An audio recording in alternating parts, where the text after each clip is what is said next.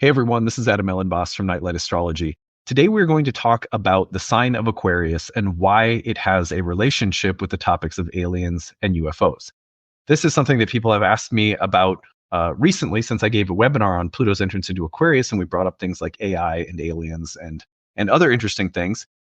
I'm also going to do a rewind episode from the Great Conjunction of Jupiter and Saturn in 2020 this Saturday, where almost 4 years ago now, I was talking about the Great Conjunction of Jupiter and Saturn in relation to the topics of UFOs and aliens. So that is, I think, going to be a fun rewind episode that someone actually reminded me of after the webinar I gave. So anyway, today I thought we would devote to unpacking the connection between this sign of Aquarius and aliens. I think it'll really help people to understand why the sign is frequently correlated with this topic. I think it's really fascinating too, because it's kind of it seems like at first it sounds sort of sensational, but there's actually a very strong and very real correlation with the search for extraterrestrial life, encounters with extraterrestrial life, the question about who we are and our place in a larger cosmos as human beings, and that all correlates to the sign of Aquarius. So I think you'll find this fascinating today anyhow. So that's our agenda for today. Before we get into it, remember to like and subscribe, share your comments and reflections. It really helps our channel to grow when you subscribe. If you're someone who watches regularly, it's free to do so. Two things I want to turn you on to before I promote the Kickstarter for the day. One is that we have a winter solstice event coming up in person here in Minneapolis. It's free to attend. If you go to, let me get this right. If you go to the Nightlight Astrology website, here we go. There we go. It's okay, Hilda. You're having a dream. Hilda was having a dream. I think she was chasing something. I always imagine that she's chasing squirrels when she dreams. Anyway, so when you go over to nightlightastrology.com, click on the events page, click on in-person events, and you'll see the winter solstice gathering that we're hosting in Minneapolis at the Grapevine Collective from 6 to 8:30 p.m. December 21st. It is free to attend. You just got to RSVP so we know how many treats to bring. You bring enough tea and treats. So we'd love to see you there. We're going to ritualize this significant astrological moment with a little reflection and time for socializing with people in the community. So hope to see some of you there. The other thing that's coming up this week is if you go to the events page, click on live talks Thursday night, I'm giving a talk on the sixth house.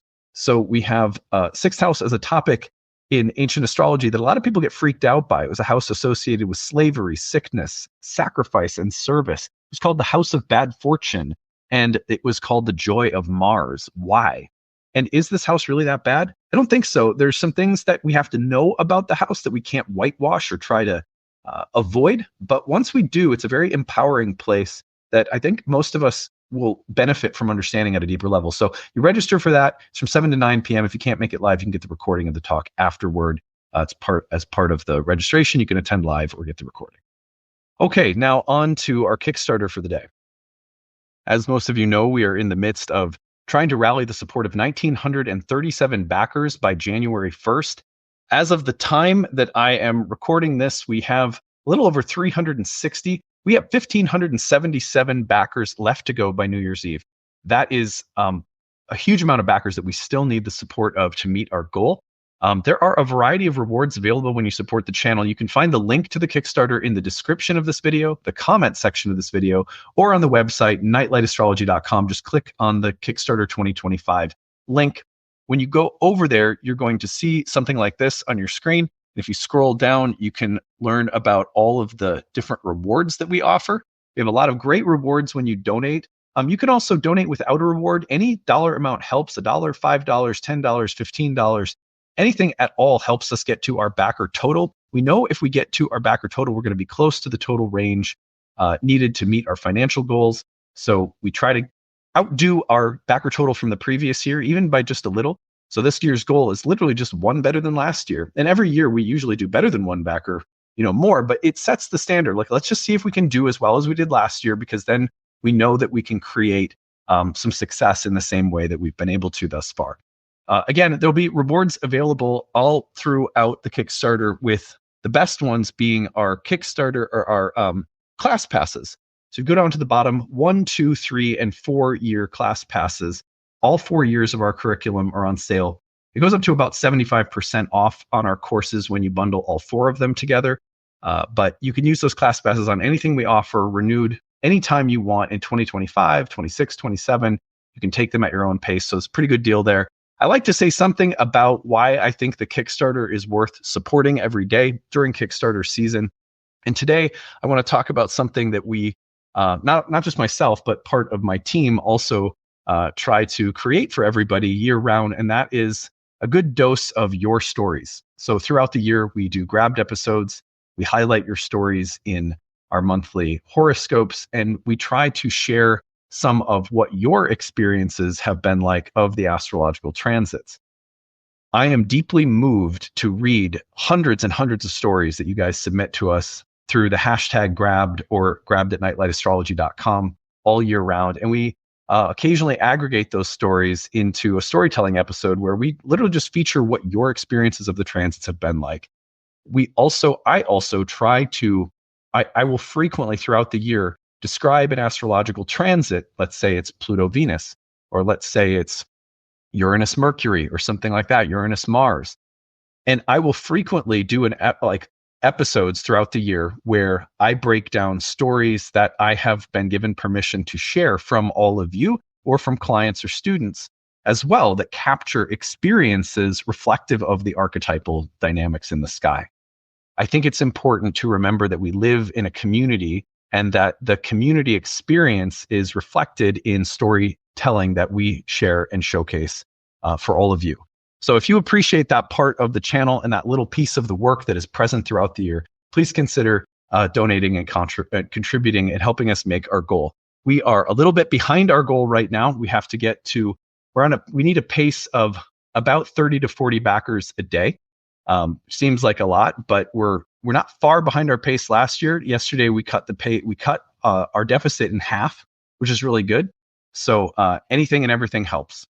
All right. Well, on that note, let us now focus on aliens and Aquarius. This is going to be fun.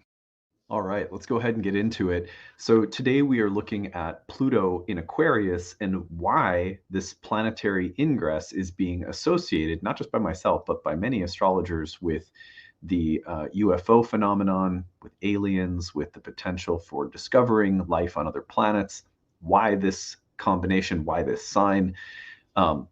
So before I unpack this for us today, a couple of things. One, you can go onto my website into the shop page at nightlightastrology.com.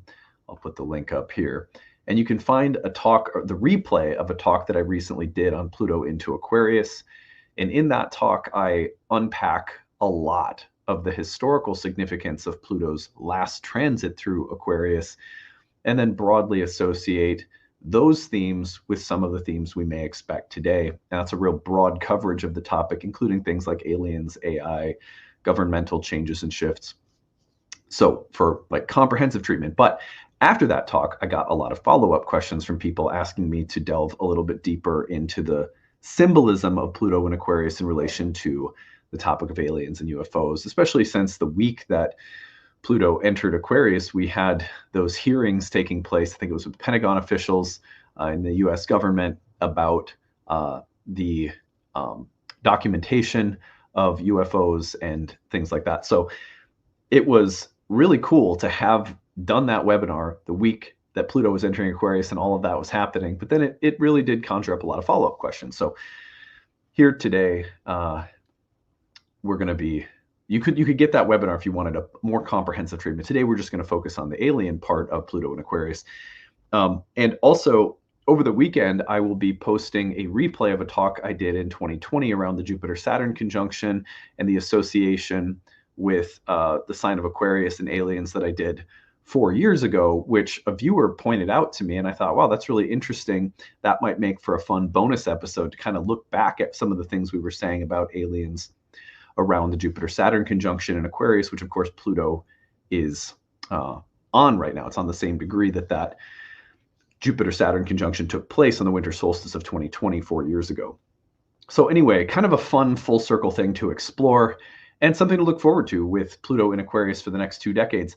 Let's take a look at the real-time clock, refresh ourselves on this transit of Pluto in Aquarius. So here you can see we have, here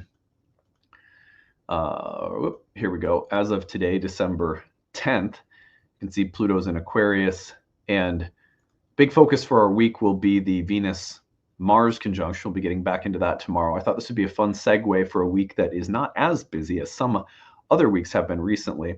So here's Pluto in Aquarius. Got Pluto in Aquarius having just entered in November of 2024, and now to stay for 2 decades in this sign of Aquarius. So just a refresh on what, the fact that this ingress just happened. We've got now about 20 years of it to come. And so now it becomes really important to talk about some of the things that we might see or experience.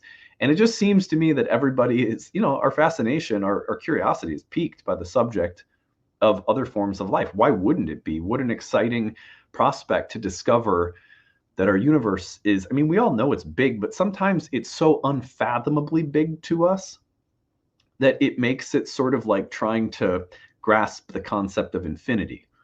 We're being we're being bombarded with celestial facts of just unimaginable proportions. It's like, oh, there's 500 billion stars in this galaxy alone, and each of them is a sun with innumerable planets, and this is one of billions of galaxies. And for us, it's sort of like someone saying all of that is sort of like, and trying to comprehend it is like sort of like someone saying, well, why don't you go count the grains of sand on the beach? We just go, oh, okay, it's huge. And then we leave it at that. But one of the things that I believe that it makes us so curious about the topic of alien life is that some greater knowledge of that vastness could come by way of discovering an animal or an intelligent species, having contact with some other form of life, having some understanding of inter or extra dimensional beings, all of these things that maybe have traditionally existed in the realm of mysticism or speculation, for them to come into the realm of quote unquote fact, to become socially accepted.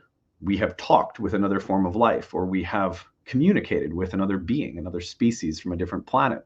We now know more about this solar system or this galaxy. We've been taught this or that. We've learned this. Those kinds of prospects are so deeply intriguing to us. And so what to speak of, obviously, just the potential for connection. We are beings, many of us, who love animals, who love plants, and we connect with other forms of life. And so the idea of connecting with other forms of life that could take us into a broader neighborhood, a broader village, a broader ecosystem, spiritually, karmically, psychologically, I think many of us crave that in the same way that human beings crave adventure and new horizons and traveling to places that we've never been before. So I think for all of those reasons and more, we get fascinated by any astrological transit that could invoke a subject like aliens. I just want to say that because I think it's important to I don't like to be a sensationalist in the way that I do astrology. I'm not someone who is going to be like, the aliens have landed, like Pluto's in Aquarius. Like, I find all of that to be unimaginative and opportunistic. So I'm not going to go down that path, right? But I thought for many years now, do I think that there's a possibility that this transit coincide with learning more about the universe, including the potential of alien life form? Yes. Yes, I do. And I have reasons for thinking that. So what I want to do first is tell you why I think Pluto and Aquarius could be associated with aliens. But I want to say more broadly speaking that transits, major transits of any kind, Neptune, Pluto, Uranus, Saturn, Jupiter, the slower moving planets, especially moving through the sign of Aquarius, will tend to evoke within the collective imagination questions about who we are as human beings and how we come to understand ourselves as human beings within the greater scope of the universe. This is a sign that was called humane, and it is a sign that was given the image of a human being, the water bearer, Ganymede. And so Aquarius has always had a relationship with where we stand as human beings in the cosmos. It's there in the mythology that's baked into the sign. So we're going to start there. Why would Pluto in Aquarius be associated with aliens? Let's start with Aquarius itself, because again, many transits through Aquarius, if you watch that video I did in 2020, have coincided with the importance of alien phenomenon or the interest in UFOs and things like that. So what is it about this sign? Let's start there, and then we'll get to Pluto. First, it's the myth of Ganymede. I'm going to show you guys some pictures that I think are really interesting. So this is the abduction of Ganymede, and you can see here Ganymede is being lifted off from the earth by an eagle, and the eagle is either the messenger of Zeus or Zeus himself abducting Ganymede, who's a promising, sparkling example of humanity. He's like a special, chosen, beautiful example of a human. Zeus covets his humanity. This is an interesting topic I've covered at length in other talks I've given on Aquarius about why it is that the gods are fascinated with human beings and why human beings are fascinated with the gods. And it has to do with the fact that the grass is always greener in our consciousness. We think it would be amazing to be immortal, and immortals think that it might be amazing to be mortal. Everything tastes sweet when death is an inevitability. When you live forever, you don't have to worry about death, and that may be the prize. But there's a trade-off, right? So the death is the pain, and the pain that comes with the death is the bitterness of life, but it makes everything sweet. Whereas obviously living forever would on the surface seem like a really great thing, and certainly it is, but also there's a way in which it might become bland. So we could go on and on about why the gods and the people want to be on each other's side and why we want to flip-flop roles, because that's a great and interesting theme in ancient mythology. But suffice it to say, Ganymede is abducted, taken up into the sky by Zeus. See the immediate connection with the psychology, the psychological or archetypal themes of abduction by higher powers, by higher forces that live in the sky, that take us up. So there's the immediate kind of metaphorical and archetypal connection to the theme of alien abduction, which runs very deep in this sign, and it has many different meanings. It's not literal alien abduction, although it could be, but I'll come around to that in a minute. The important thing, though, is that we have a human being taken to the realm of a higher being and made the servant of the higher being, which is an incredibly fortunate, beautiful, interesting, special role. I mean, imagine if you or I were thought of as so beautiful that the gods abducted us, or a beautiful, highly advanced form of life abducted us, took us up and said, we think you're so special that we have this very special role for you to play. You're going to be the servant to the king of this alien world of these gods. There's something that's a little sparkly about that. It's like, that sounds kind of interesting. On the other hand, what happens when we are taken up is we are alienated. We're taken away from the group. Here's a little image that I found. It says, understanding the social alienation and isolation schema. Now, I don't want us to get into that, but I like this image. So when you're taken up to the realm of the gods, you are now apart from humanity. You are now apart from the collective human experience. You were so unique that you were set apart somehow, taken apart, taken away. You see how the tension of the collective versus the individual is also baked into the image of a human being so special and so unique that they're taken away from humanity and brought into the realm of the gods.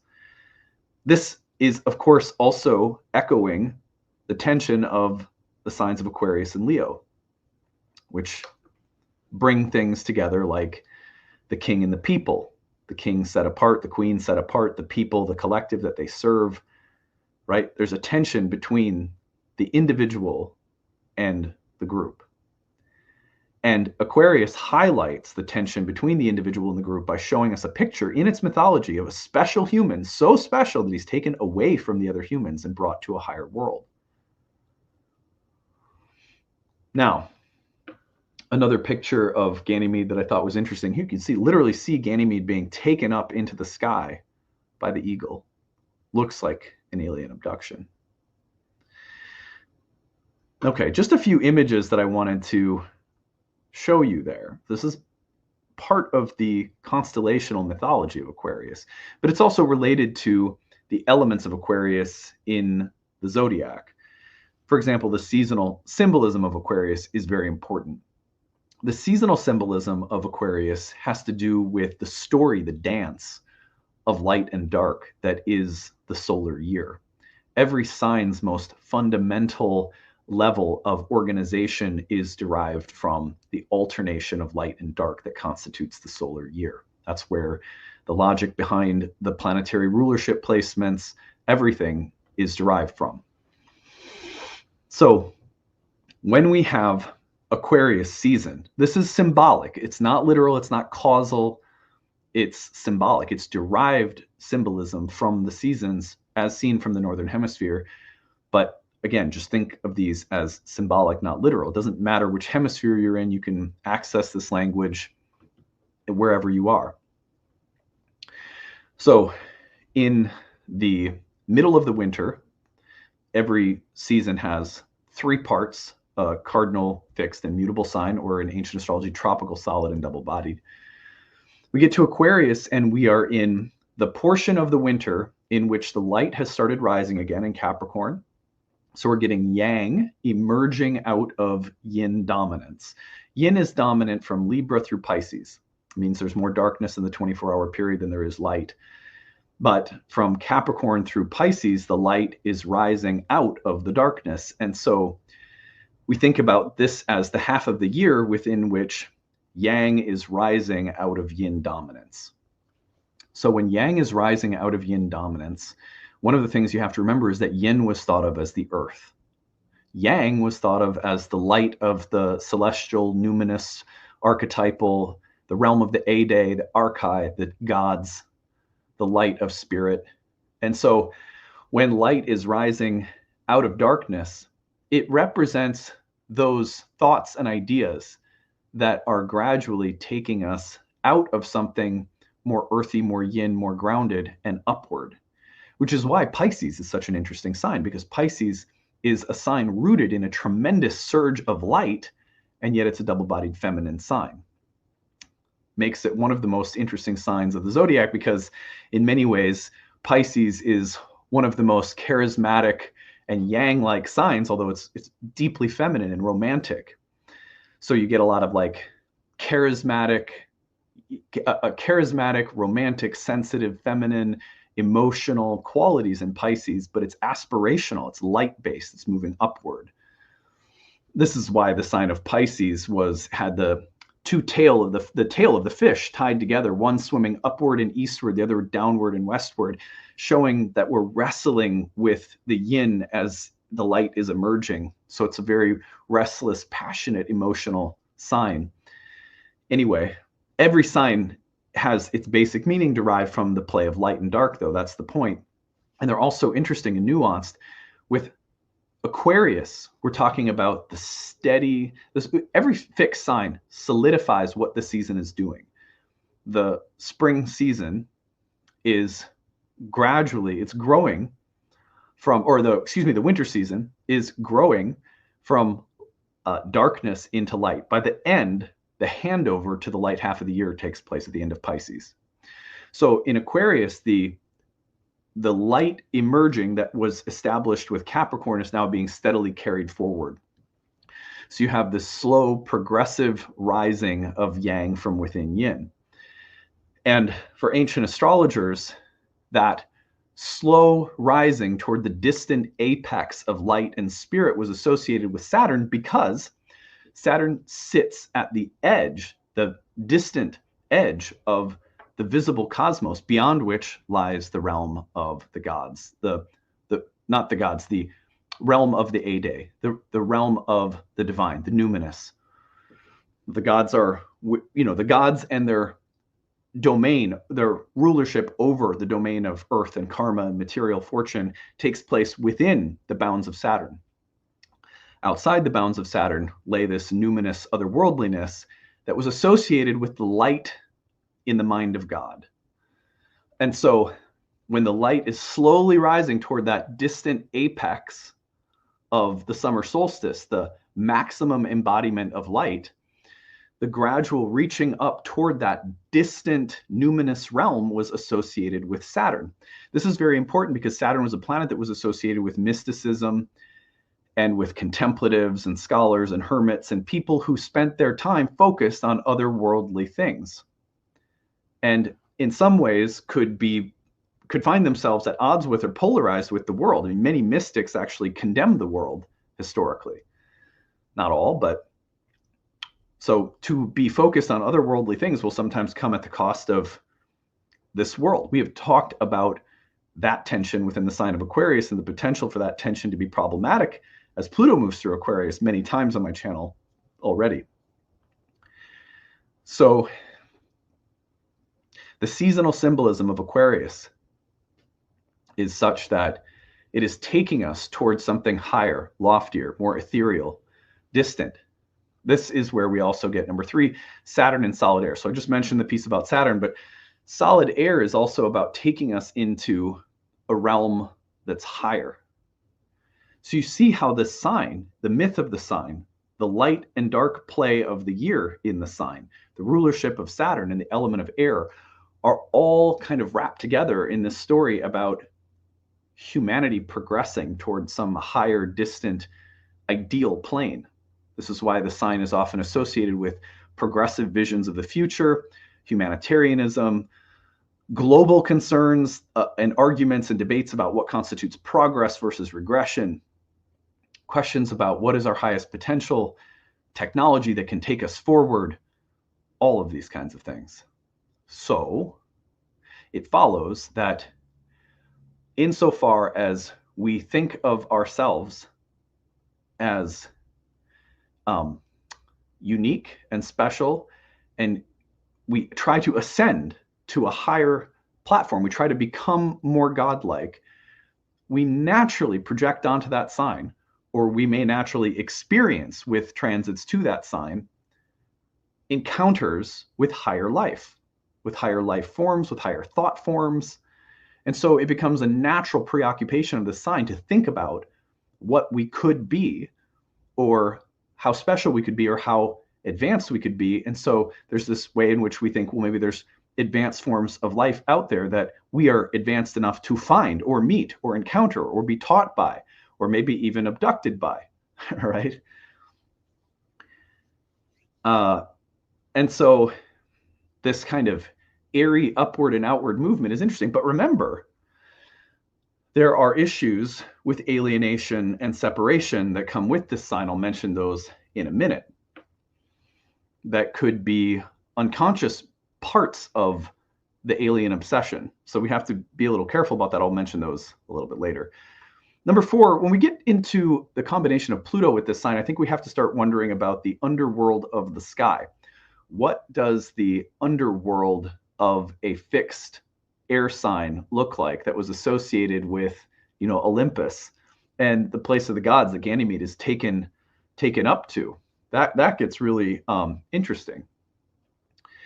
And Pluto is whatever sign it goes through, Pluto exposes us to the depths of that sign, to the underworld, the subterranean, and the unconscious. So what does the underworld of the sky look like? I think that one of the things about aliens that is very Plutonian is that we all naturally are fascinated with the potential to discover or make contact with alien life, other life. But then we wonder what unconsciousness that contact may put us in touch with.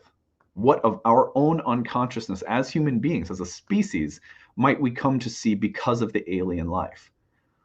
Or what shadows might we discover that exist in the cosmos, like galactic evil empire. You know, I mean, it's like Star Wars. We're like, well, what if we find out that there's a lot of evil out there? What if we find something and we're threatened by it? So there's natural fears that we project, sort of Plutonian fears that we project onto aliens, like becoming bad guys or something.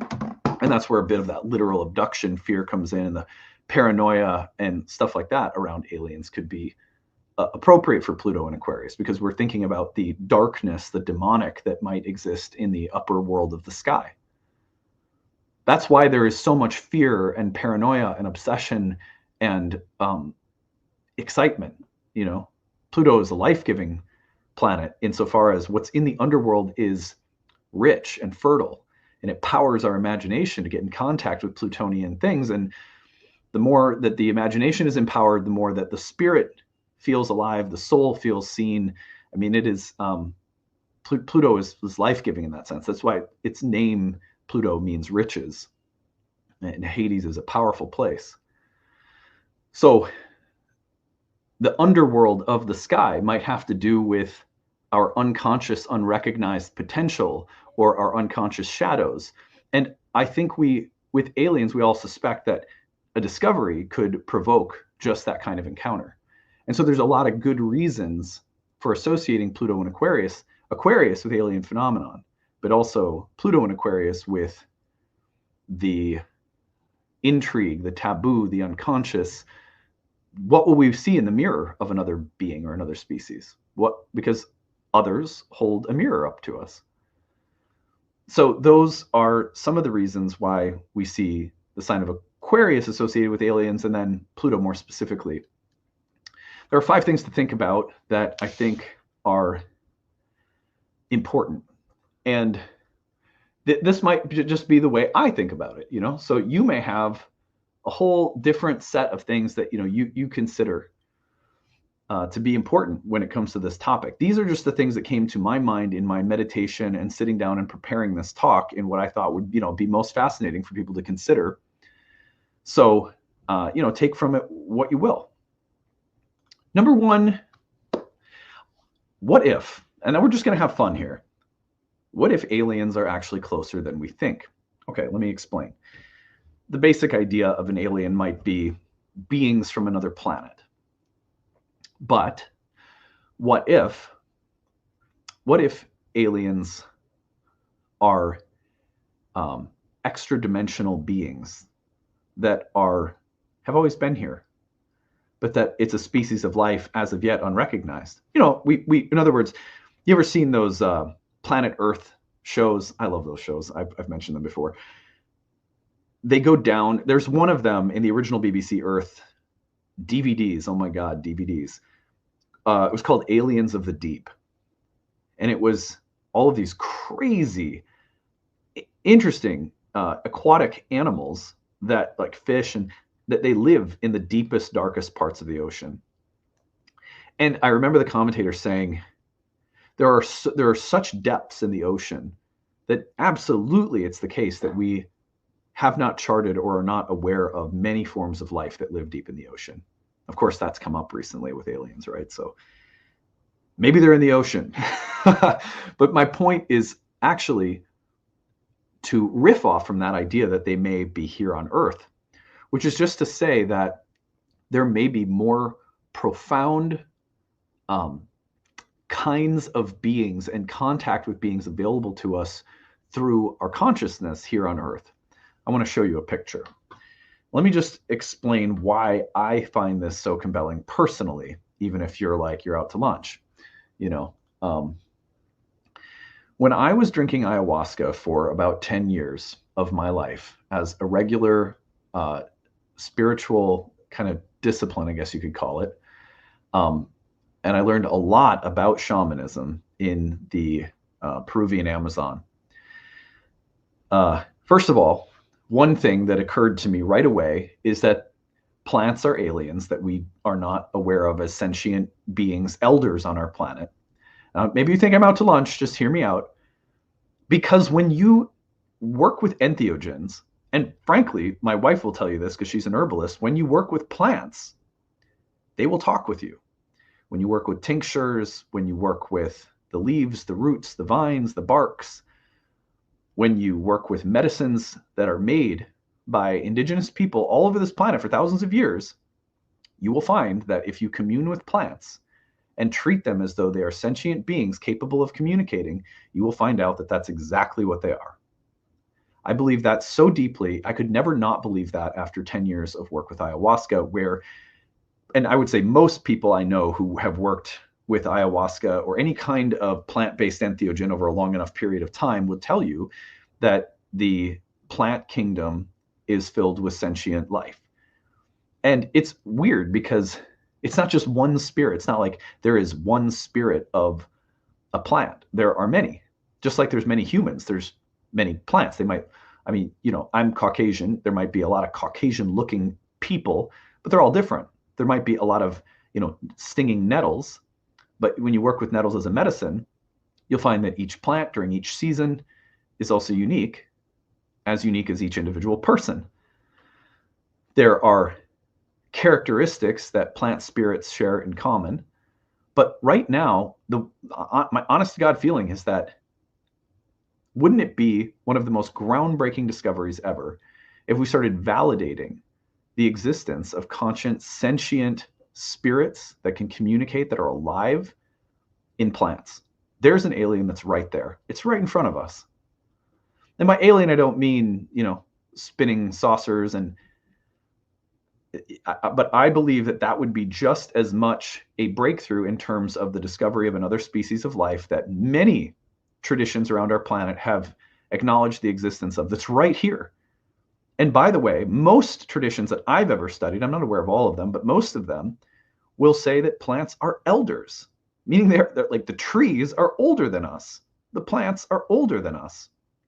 They're like our big, wise grandparents.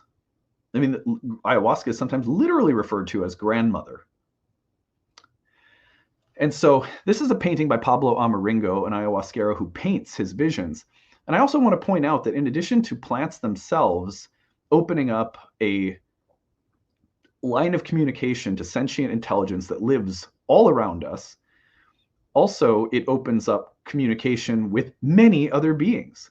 Psychedelics and entheogens, far from being just about hallucinations, which I know a lot of people think that that's what it is, have provided us with visions of other forms of life and communication with other forms of life, celestial, terrestrial, otherworldly, for a very long time. And I just want to point out that hovering right above the ayahuasqueros in this painting, and you will see this in many of Amaringo's paintings, is a kind of spaceship.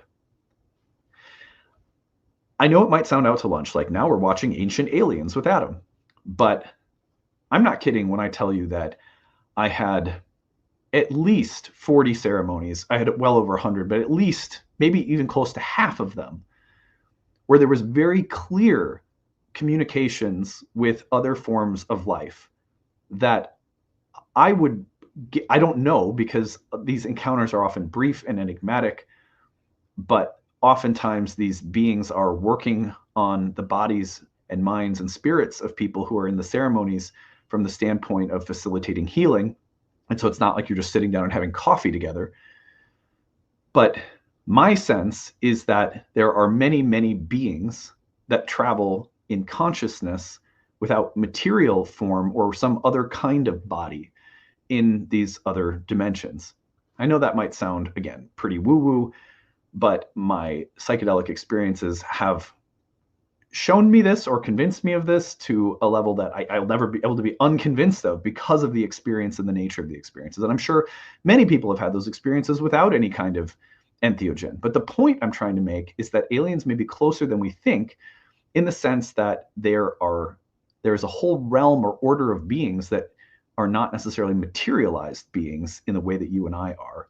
And also beings that are all around us, like plants, that are also highly sentient and have technological capacities in their bodies that are far beyond what we understand. Like the Amazon is a virtual, unexplored and unimaginatively explored pharmacy for real healing. So anyway, those are things that I think we could think about with Pluto and Aquarius as being part of the discovery. It may not be exactly what we think it is. It could be something that's closer at hand than we imagine. Not that it would be all unproblematic to discover or tap into either. In these realms, there are all sorts of dark entities, and it's not just an I mean, there's a whole tradition of protection, guardianship around these ceremonies and facilitating them. It's a bit like the bar in Star Wars, where there's just a lot of gnarly creatures and then there's Jedis, you know. So anyhow, the other thing I want to communicate is the idea that aliens might be us. Now, I can only communicate. Today is just, I'm putting my tinfoil hat on, so join me or, you know, turn me off if I'm really freaking you out here. But I had an experience in an ayahuasca ceremony once. There's actually a movie that came out very recently that was very much like this experience, though not nearly as like literal and prolonged and, you know, dramatic. It's called, I think it was called My Old Ass, something like that. Anyway, it's about a girl. I highly recommend the movie. It was fun. It was funny. It was heartwarming. It's about a young woman who, on her 18th birthday, has a mushroom trip, and during the mushroom trip encounters the like 38-year-old version of herself or something. It's like her future self and her get to commune. Well, I had contact one time with a voice. I'll call it a voice because it wasn't like a person or an image. It was a presence. And it was telling me all sorts of stuff. And I thought that it was like a guardian angel. And by the end, I had this realization that it was a future version of myself, like 50 years old, 60 years old. Can I prove that? No, not at all. Can't prove that at all. Have no idea if that's actually what it was or not. And I'm not afraid to admit that because I don't know. But I had a very deep, you know, enlightening pep talk. And at the end, when I was like, who is this? It was just a realization, this is you. It's just a version of you that you've not embodied in linear time yet, but is always present. Like all versions of ourselves exist already. That was the idea behind it, which I don't know, I guess when you're when you're high in the jungle, it all makes sense like that. Take my word for it. But anyhow, so that was, I mean, in other words, taking from that, is it possible that, I mean, wouldn't the most sci-fi interesting thing be to, I mean, is it possible that aliens in some way are a future version of ourselves? I like to think about things like this because sometimes I think we get too literal about what alien life might be. I mean, do I believe that there's probably alien life? There's other life forms in the cosmos? Of course. I feel like it's so unimaginative to think otherwise, with given how big it all is, right? We're not the only life. It just seems absurd to me. But could I also see a scenario in which we go through a period of time in which we become obsessed with a projected future image of ourselves that we think is alien, but is actually us? I think, for example, the fact that AI is coming around right now, and we're asking questions about how conscious it can be, what kind of consciousness it is, and it's something we've created. This is a similar kind of echo chamber and mirror phenomenon that I think could be present in alien life. It's as though alien life is a great collective experience of precognition. Play with it. I mean, what else are we doing right now? We might as well have fun and think about stuff like this, right? I mean, come on. Life's too short to not have fun with it. All right, number 3 is aliens could be oracular. So I think another possibility would be that during Pluto's stay in Aquarius, more and more people become fascinated by something like astrology. Now, among other things, divination of any kind, the tarot, the I Ching, whatever the case might be. There is a way in which we have yet to be taken seriously. Divination, I mean, broadly speaking, the community, the field of divination all around the planet, historically for thousands of years, it's like empirically minded modern people have not really taken divination seriously. What would happen if they did? Would we discover that, for example, when I do a reading and someone brings a context in And I would say suddenly I'm following Hermes. There's an intuitive, live kind of magic that starts to take hold. And I start seeing pathways of reading symbols, which I can use to predict things, describe things. It's amazing. It's not, it's not, doesn't happen every single time. Some readings are just a little clunky. Maybe that live electrical feeling isn't quite, it's not as radically charged in every single reading, but when it's there, it's on. Readers, our work is to figure out how to connect with that radicality in every session. And a lot of that has to do with the lifestyle of a diviner and the practice of divination as opposed to the employment of technique. But could we discover that the intelligence behind or within oracular divinatory systems is another form of life, is evidence of an animistic universe in which the cosmos is sentient and can speak? That would be, in a sense, alien. It's right in front of us. But that kind of thinking is alien to us right now. Do you see what I mean? Number 4, now, if we discovered some literal form of life from a different part of we had contact or whatever, even if it was like plant life or the existence of some interesting squid on a moon of Jupiter, whatever, whatever the case might be, aliens could also shift our thinking on a great number of topics. Many people who believe that humans are the center of the universe in an old, outworn kind of a form of hubris could be dismantled, right? When we say we're not alone, we're not it, there's more, just that expansion of our minds, the humility, the curiosity, the openness could do great things, maybe slowly, maybe over a long period of time. But I mean, paradigmatic changes happen. And when the sun was the center, not the earth, what a huge change. But imagine going from the sun being at the center, not the earth, to humans not being the highest form of life or the only form of life. What would that do? How would that shift?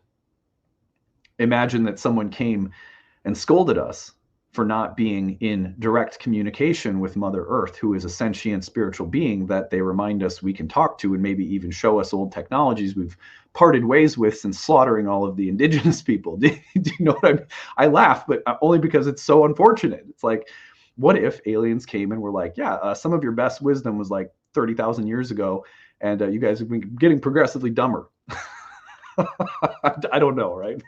But like, what if that was the case? What would that, wow. So there are so many ways that we can't even anticipate how our thinking, our religious, our spiritual, our intellectual, our cultural, our governmental structures, and how we would evolve in relation to the discovery of a life form or contact and communication with a life form.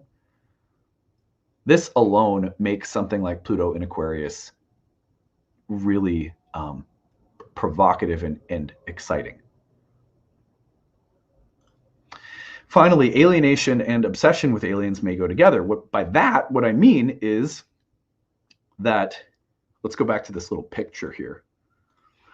In a day and age that is becoming progressively more technological, there is a weird phenomenon, and this started happening, I would say, when Neptune was in Aquarius in the late 90s, in that first decade of the 2000s, where we are all increasingly being connected globally by something like the internet. I'm going to keep it real simple here, while we are simultaneously being alienated from one another in personal human physical contact due to the same technology that's uniting us on a different level.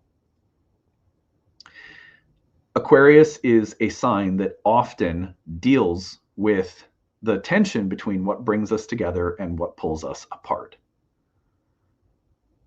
The Saturnian relationship to the opposition, the aspect in astrology that Saturn is associated with, is big.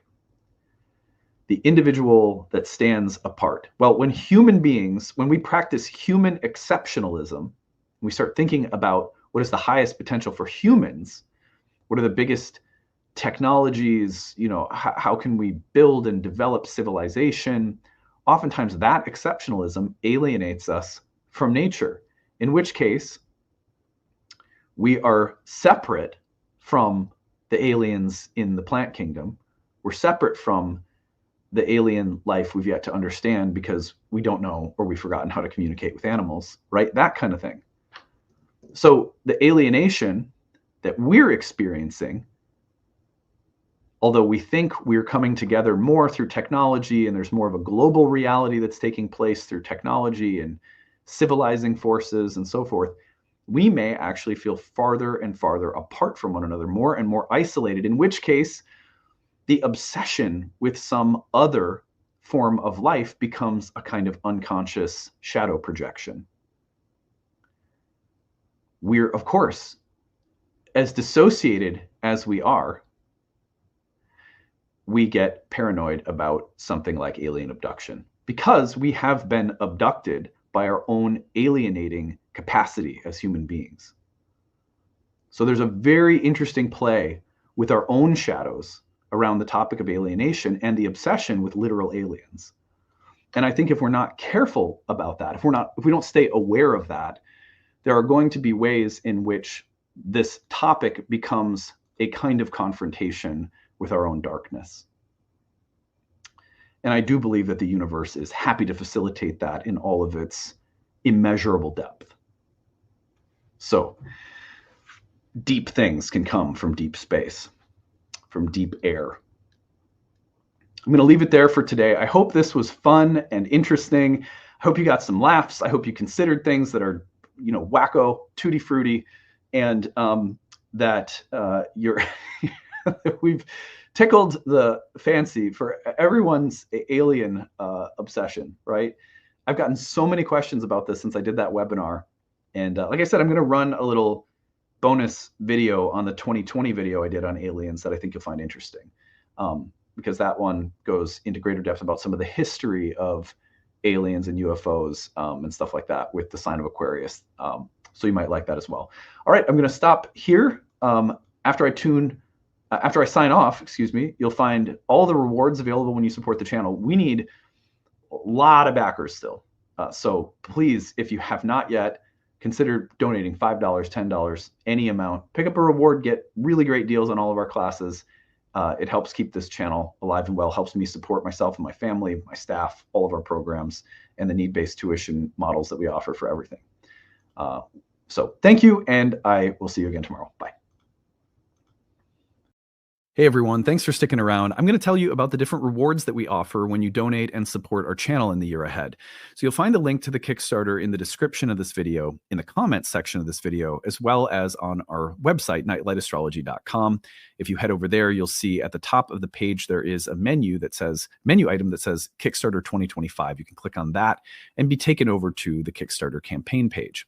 So once you're there, if you scroll down on the right-hand side, you're going to see different pledge levels and different gifts and sales that we run as a way of saying thank you for your support. So among those, our most popular offering by far are the major discounts that we offer on our training programs. So if you are interested in studying astrology at Nightlight in 2025, whether you're a brand new student or a currently enrolled student who's thinking of taking one of our year 2, 3 horary programs, you're going to find that these are the best rates that we run on the entire year. And we do this as a way of both saying thank you and also of helping us raise funds to support the channel, our staff, and everything we do. So you'll see attend one Nightlight course there. That's about 50% off the total cost of the program and about $500 off the early bird rate. And then you'll scroll down and you'll see that if you bundle 2 courses together, the savings go way up.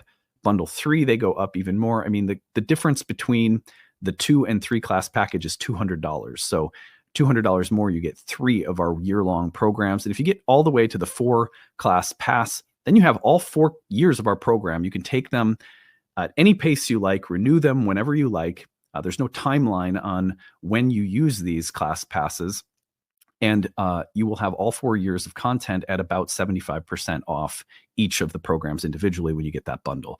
So those are our best savings for sure. Highly recommend those. If you have any questions about our courses or programs, email us info@nightlightastrology.com, or look at the website under the classes page, courses page. You'll find information about each of the individual courses we offer. And then if you scroll up, you're going to find some of our other programs that are greatly discounted. Ashley's Herbal Foundations apprenticeship course, which many people are interested in who come through our Moon Circle that Ashley and I lead each month. You scroll up, you're going to find our masterclass series for 2025, greatly discounted, as well as our Roots and Spheres Moon Circle, greatly discounted. There's hundreds of dollars of savings in each of those. So we really try to make sure that the Kickstarter acts as a good flash sale for all of our programs. You'll then find some really nice prices on previous archive talks, like our 2024 archive masterclass bundle, which is about 30 hours worth of content on specialized topics in astrology. You can see the topics listed in each of the bundles as you scroll through. 2023's masterclass bundle, huge savings on those, and a lot of really great content. You'll see a few reading options as you continue to go from the bottom to the top. You'll see the 2025 year ahead mini reading. There's only 30 of these. These are individualized birth chart readings that I do, looking at the most significant transit in your birth chart for 2025. I record those personally. You'll then see that there is an Ask 3 Horary Questions option where you can get 3 horary questions to redeem whenever you'd like within the year ahead. Those are kind of yes, no predictive questions. Will I get the job? Will we get together? Things like that. Then you'll see the Astrology for Complete Beginners course is also discounted through the Kickstarter. This is a great 10 hours worth of content for people who are brand new to astrology. So whether that's you or maybe a gift for somebody else. And then you're going to see some individual master classes that are greatly discounted from the past year. So all of 2024's masterclass series are the archives of which 8 to 10 hours each are on sale. And then scroll up a little bit more and you'll see one of our most popular offerings, which are the year ahead horoscope readings.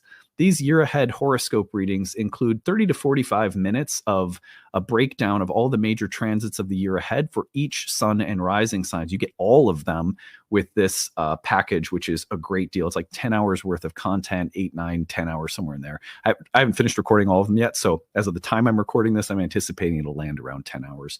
But yeah, anyway, so you scroll up, you'll see those horoscope videos will all be delivered to you right around January 1st when the Kickstarter ends. Scroll up a little bit more, you'll find The Oracle Speaks, which is my book, and this is being released chapter by chapter. It is a book about the inner experience of learning to speak with oracles, and it is being released chapter by chapter in both text and audiobook form, so you can listen along to my new book. And that takes us up to the Astrology of 2025 video.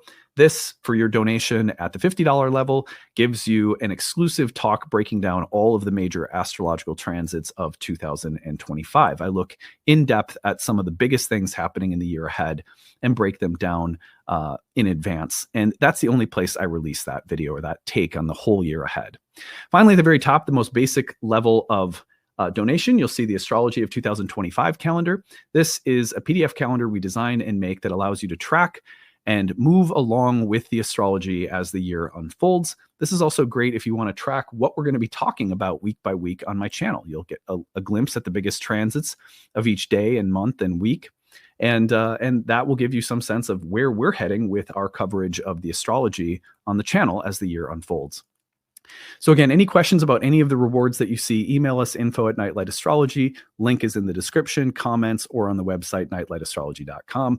Help us get to 1,937 backers by January 1st. We deeply appreciate your contribution. We try to make sure we have some really special rewards to say thank you when you contribute. All right, take it easy. Bye.